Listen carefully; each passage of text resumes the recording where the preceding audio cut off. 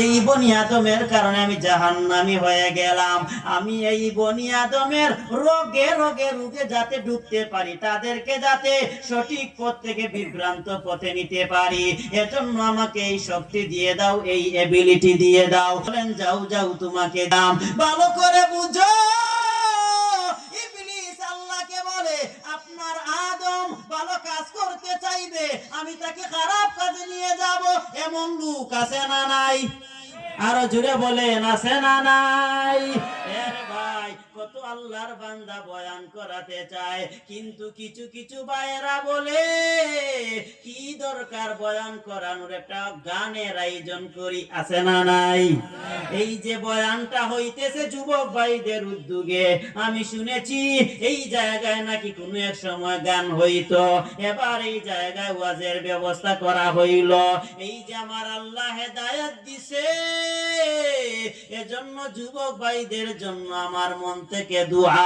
কিন্তু কি বুঝাইতে চাই, এই যে ইবলিস বলে আল্লাহ আপনি আপনার যেই বনি আদমের কারণে আমাকে চিরস্থায়ী জাহান্নামী বানাইলা, আমি আপনার ওই বনি আদমকে আমি সব সময় ভুল রাস্তার মধ্যে পরিচালিত করব।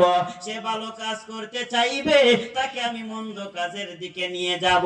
সে নামাজে যাইতে চাইবে, তাকে আমি নামাজ পড়া হতে বাধা দিব। সে ওয়াজ মাহফিল করাতে চাইবে, তাকে আমি গান বাজনার দিকে দীক্ষিত করে দিব। সে বারবার বারবার ভালো কাজ করতে চাইবে, আমি বারবার তাকে মন্দ কাজে নিয়ে যাব। ও আমার প্রাণের ভাইরা বুঝো, আমার আল্লাহ এই ইবলিসকে ডাক দিয়ে বললেন, ও ইবলিস তোমার কথা কি শেষ? ইবলিস বলে হ্যাঁ আমার কথা শেষ। এবার আমার আল্লাহ ইবলিসকে জবাব দেয়, ও ইবলিস তুমি কান খুলে ভালো করে শুনে নাও, তুমি আমার বান্দাকে বারবার বারবার বারবার মিরারা বারবার তুমি বিভ্রান্ত করবা, পথভ্রষ্ট রাস্তায় পরিচালিত করবা। ও ইবলিস তুমি শুনে নাও, তুমি যতই তুমি তাকে বিভ্রান্ত বানাও, আমার বান্দা যদি একবার মাত্র আমি আল্লাহর দিকে রুজু হয়ে যায়, ফিরে যায়, আর আমি আল্লাহকে যদি বলে আল্লাহ আমি শয়তানের ধোঁকায় পড়িয়া বিভ্রান্ত হয়ে গেছি, আমি শয়তানের ধোঁকায় পড়ে গুনাহে লিপ্ত হয়ে গেছি, আমাকে ক্ষমা করিয়া দাও। ও ইবলিস তুমি ভালো করে শুনে নাও, আমার বান্দা আমার কাছে ক্ষমা চাইতে দেরি হবে, আমি আমার বান্দার জীবনের সব গুনাহ ক্ষমা করতে দেরি করব না। সুবহানাল্লাহ।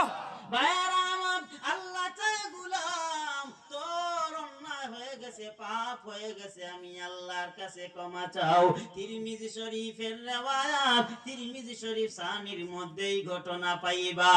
আমার মায়ার নবী বলেন, কোন বান্দা যখন গুনাহ করে ফেলে, গুনাহ করার পর এক পর্যায়ে যখন তার মধ্যে বিনয় চলে আসে, দুর্বলতা চলে আসে, হায় হায় আমি গুনাহ করে ফেলেছি, অন্যায় করে ফেলেছি, এরপরে আমার আল্লাহকে যখন বলে ও দয়ার মালিক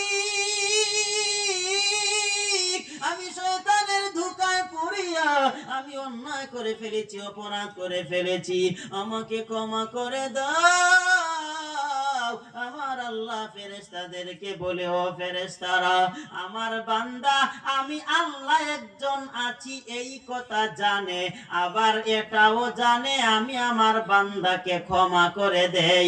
ও ফেরেশতারা দেরি করা যাবে না, আমার বান্দার গুনাহ তোমরা মাফ করে দাও। সুবহানাল্লাহ। এখানেই শেষ না।